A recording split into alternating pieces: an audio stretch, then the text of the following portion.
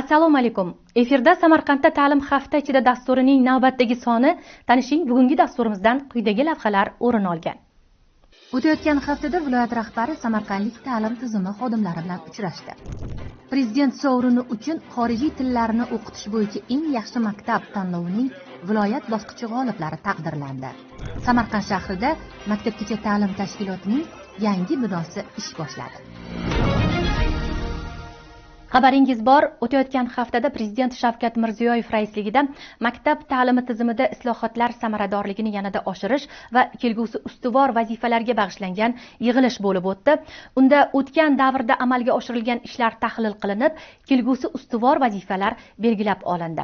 Maktab ta'limini yangi bosqichga olib chiqish bo'yicha belgilangan ustuvor vazifalar yuzasidan keng jamoatchilik fikr va mulohazalar bildirmoqda. Bugungi yig'ilishda Samarqand viloyatida ham 69 ta ta'lim sifati past bo'lgan maktablar ham o'qildi. Muhtaram Prezidentimiz tomonidan ta'lim sohasida dolzarb 90 kunlik e'lon qilindi.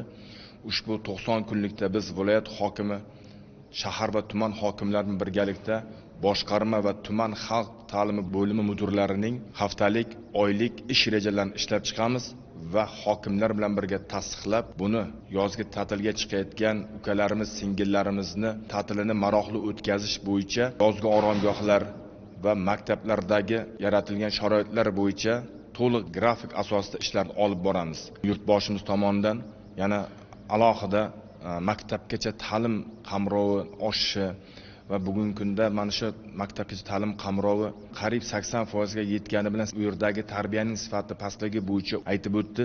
Biz ham viloyatimizdagi 767 ta davlat maktabgacha ta'lim muassasalari va 3,5 mingga yaqin oilaviy davlat xususiy sherikchilik bog'chalari bilan birgalikda sifatini mana shu maktabgacha ta'lim yoshidagi bolalarga berilayotgan ta'limning sifati bo'yicha alohida ishlash bo'yicha rejalar qilib olamiz.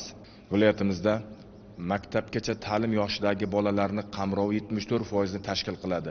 Biz yil oxirigacha 76% ga yetkazish bo'yicha aniq chora-tadbirlar qilib olganmiz. Davlatimiz rahbarining ta'lim tizimi xodimlari uchun o'tkazgan katta videoselektor yig'ilishida ta'lim tizimida olib borilayotgan islohotlar va oldimizga qo'yilgan vazifalar haqida bir qancha masalalar xususida to'xtab o'tildi.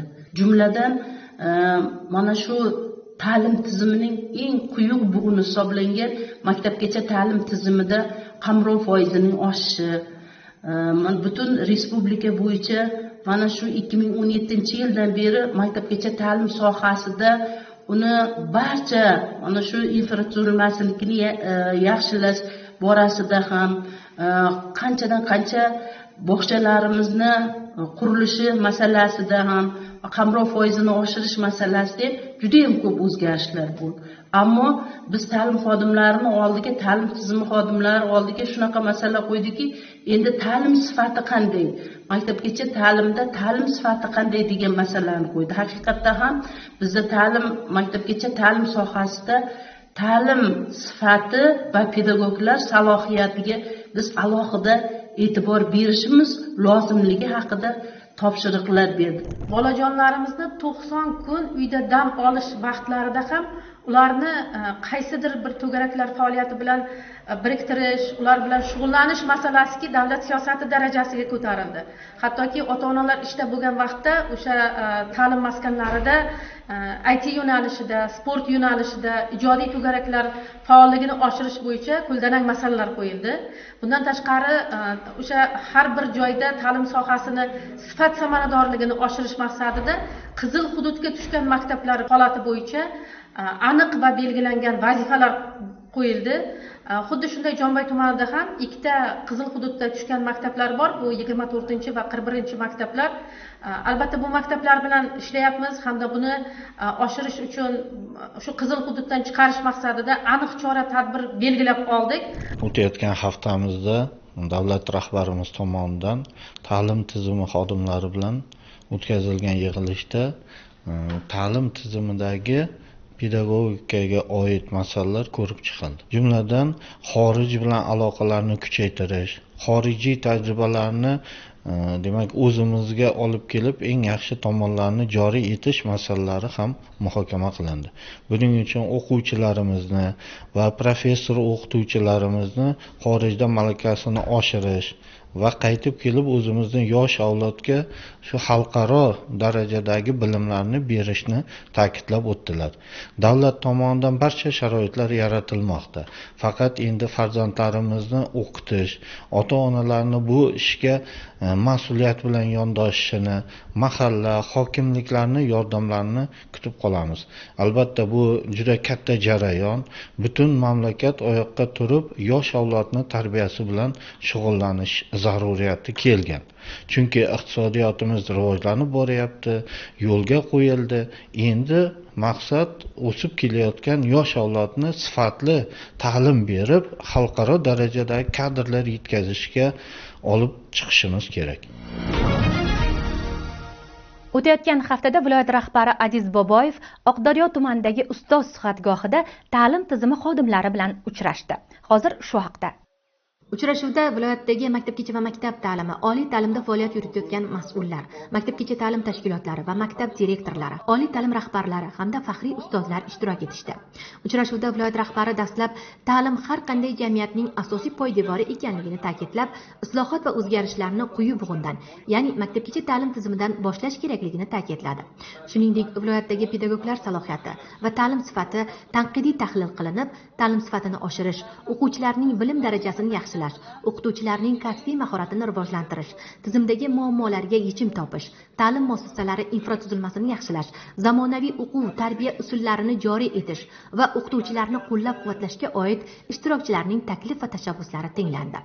Ochiq muloqot tarzida o'tgan uchrashuvda viloyat rahbari ta'lim har qanday jamiyatning asosiy poydevori ekanligini ta'kidlab, bu yo'nalishda amalga oshiriladigan islohotlar va yangi loyihalar hamda bildirilgan fikrlarni o'rganib, amaliyotga joriy etish muhimligini qayd etdi. Tadbirda viloyat rahbari kelib tushgan takliflarga qo'shimcha ravishda boshqa ustozlarning ham fikr va mulohazalarini o'rganib, chora-tadbirlar rejasini ishlab chiqish yuzasidan mas'ullarga topshiriqlar berdi.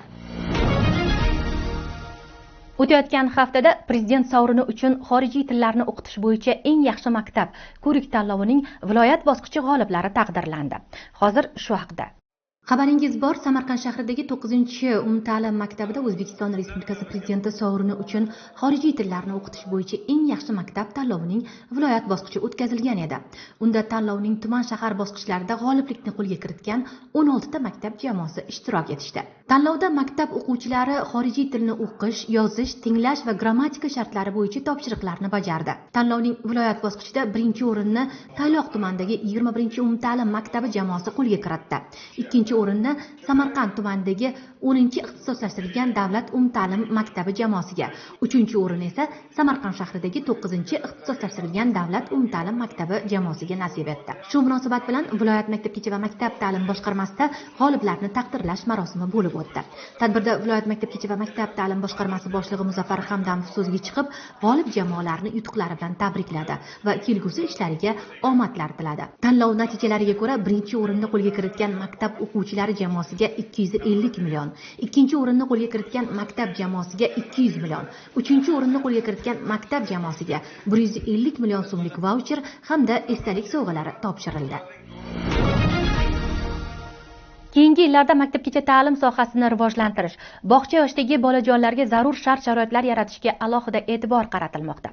O'tayotgan haftada Samarqand shahridagi Oqsaroy mahallasida yangi maktabgacha ta'lim tashkiloti binosi foydalanishga topshirildi. Hozir shu haqda. Samarqand shahar Oqsaroy mahallasidagi 28-sonli davlat maktabgacha ta'lim tashkilotining yangi binosi ochilish marosimi bo'lib o'tdi. Tadbirda keng jamoatchilik, shahar va mahalla faollari hamda hamkor tashkilot rahbarlari ishtirok etishdi. Samarqand shahrida bugungi kunda 357 ta maktabgacha ta'lim tashkilotlari mavjud bo'lib, ularning 100 tasi davlat, 3 tasi boshqa tashkilotga qarashli, 45 tasi nodavlat, 3 ta davlat xususiy sherikchilik va 206 tasi oilaviy maktabgacha ta'lim tashkilotlaridir. Ushbu ta'lim maskanlarida 30 ming nafar nafaridan ortiq 3-7 yoshli bolalar tarbiyalanadi. Ushbu davlat maktabgacha ta'lim tashkiloti ish faoliyatini boshlash hisobiga hududdagi 120 nafar 3-7 yoshli bolalarni qamrab olish imkoniyati yaratildi. Ta'kidlash joizki, O'zbekiston Respublikasi Prezidentining 2023-yil 25-dekabrdagi 2024-2026 yillarda O'zbekiston Respublikasining ijtimoiy va ishlab chiqarish infratuzilmasini rivojlantirish chora-tadbirlari to'g'risidagi 404-sonli qarori asosida bugungi kunda Samarqand shahrida investitsiya dasturi asosida rekonstruksiya qilingan maktabgacha ta'lim tashkilotlari soni 3 tani tashkil etib, ularga davlat budjetidan 9 milliard 762 million so'm mablag' ajratilgan. Yoshlar bilan ishlash mamlakatimizda davlat siyosatining ustuvor vazifalaridan biridir. O'tayotgan haftada viloyat maktabgacha va maktab ta'lim boshqarmasi boshlig'i Toyloq tumanidagi Taraqqiyot, O'ray Elipok hamda Galabotir mahallasi yoshlari bilan uchrashib, ularning muammolarini tingladi.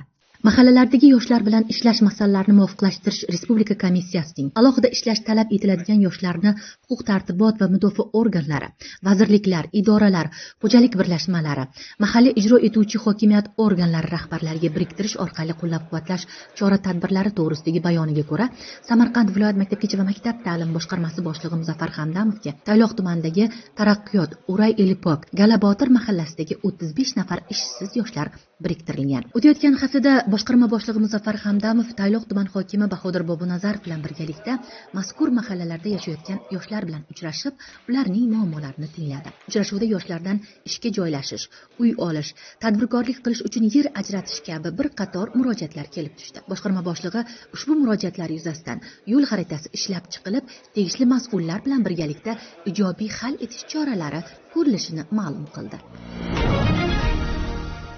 Sizlarga yetkazmoqchi bo'lgan xabar va lavhalarimizning tafsiloti shulardan iborat edi. E'tiboringiz uchun rahmat, salomat bo'ling.